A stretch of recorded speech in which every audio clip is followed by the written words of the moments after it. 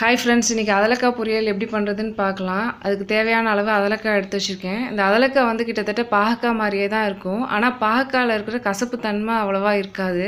அதனால் சின்ன குழந்தைங்களுக்கு செஞ்சு கொடுத்தா அவங்களும் கொஞ்சம் விருப்பப்பட்டே சாப்பிடுவாங்க. இது அவ்வளோவா கிடைக்காது. ஊர்லேருந்து தெரிஞ்சவங்க கொடுத்து அனுப்புனாங்க. அதனால் இன்றைக்கி இந்த வீடியோ எடுத்திருக்கேன். இப்போ வந்து ஸ்டவ்வில் வந்து நான் கடாயை வச்சுக்கிறேன்.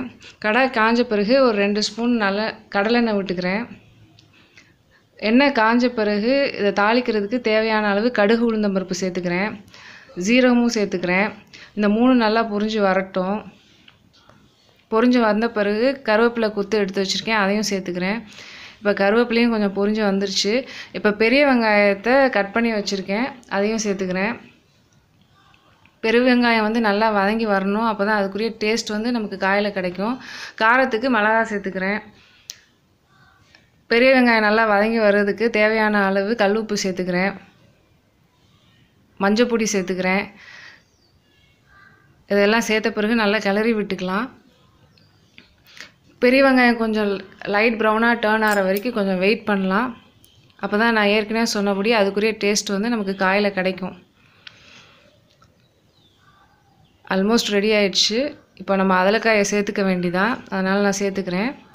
இப்போ அதலக்காயில் எண்டில் இருக்கிற அந்த 2 காமையும் பிச்சுட்டு தான் நான் சேர்த்துருக்கேன். சேர்த்த பிறகு நல்லா கிளறி விட்டுக்கலாம். இந்த அதலக்காயில் நல்ல ஹெல்த் பெனிஃபிட்ஸ் இருக்குது. மோஸ்ட்லி இந்த டயாபெட்டிஸ் பேஷண்ட் சாப்பிட்டாங்கன்னா அவங்களுக்கு ரொம்ப நல்லது. அது மாதிரி இந்த காய் கிடைக்கிறது வந்து ரொம்ப ரேரு, அவ்வளோ ஈஸியாகவும் கிடைக்காது நமக்கு.